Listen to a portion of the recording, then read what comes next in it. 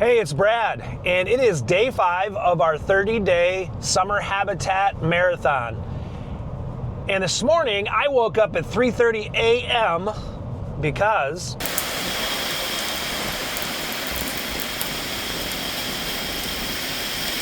you're killing me, Smalls.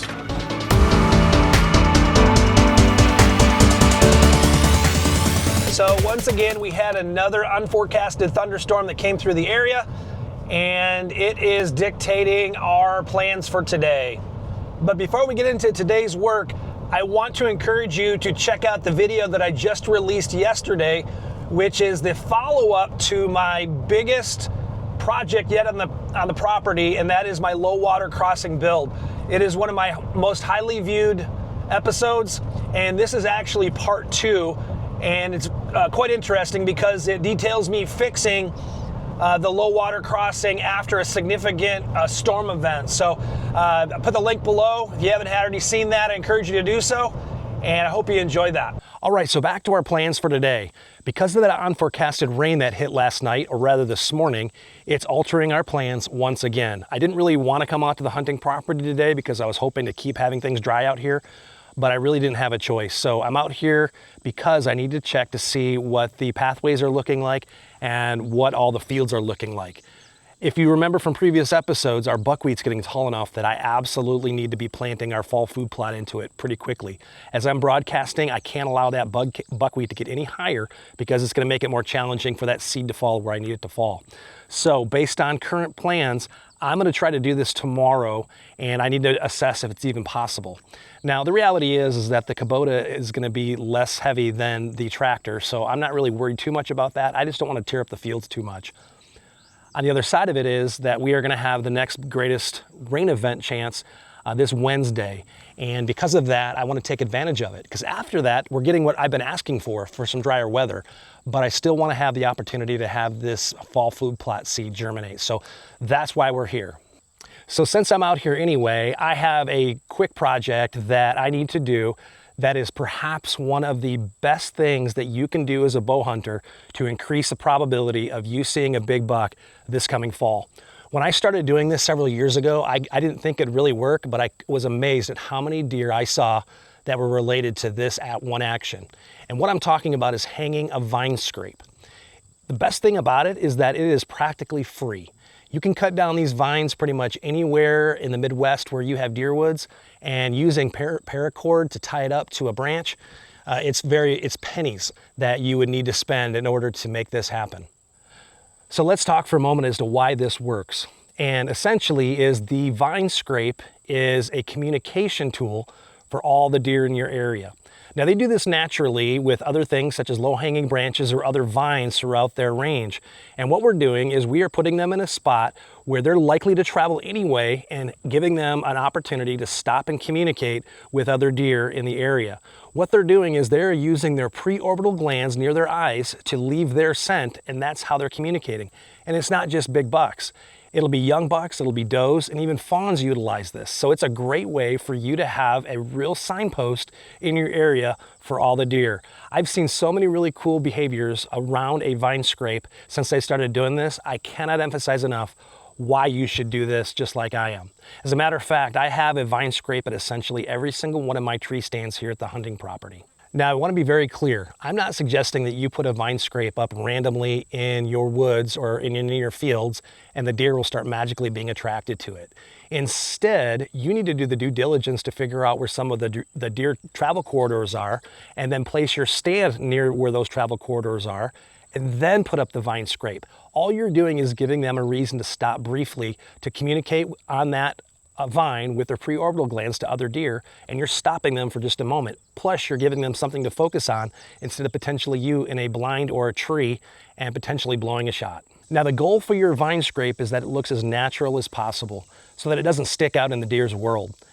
And a lot of times you can find a great tree that'll have big enough branches that can support a vine hanging from it, and it's low enough that you can reach it. But what about situations where you don't have that available?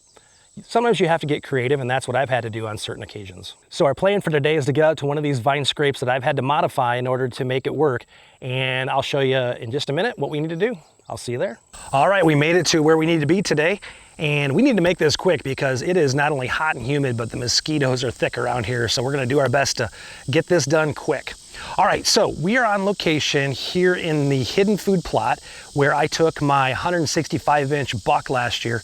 And if you haven't seen that video, I'd encourage you to check it out. It is probably one of the most unbelievable videos of hunting a buck you probably will see. I had just broken my arm, and I won't spoil anymore, but the link's below, check that out. But this food plot is significant because it's a big travel corridor and it's small enough that it'll hold the deer for a little bit and then they move on. And that's why we have one of the vine scrapes here. So we actually need to replace the branch that I put into the hole I drilled in this tree because it snapped right where I inserted it. What's weird is that this is the second time this has happened in less than a year. Last hunting season, I climbed up on my tree stand, looked over in this general area and noticed it was totally gone. I later figured out that it was actually laying on the forest floor, and I just figured that a big buck had gone to town with this thing and knocked it off.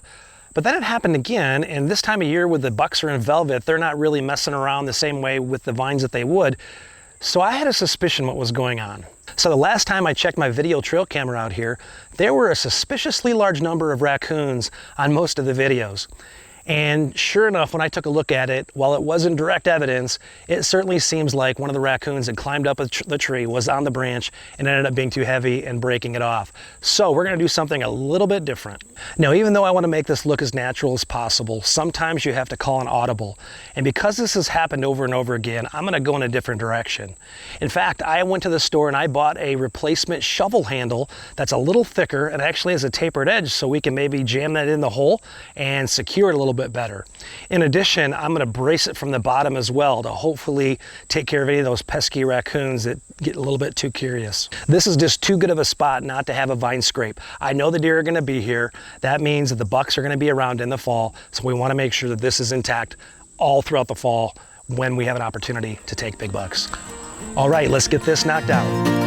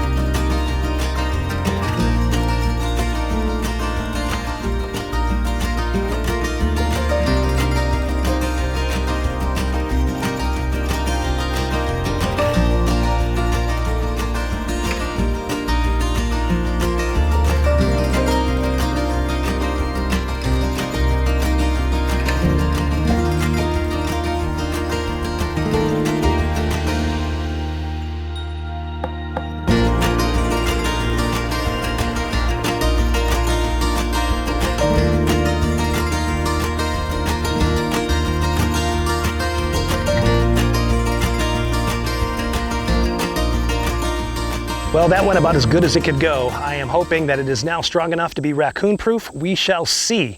My hope is that it sustains itself throughout the entirety of the fall hunting season, and we see several pictures or videos of deer hitting this, and hopefully maybe even something from my tree stand just up there.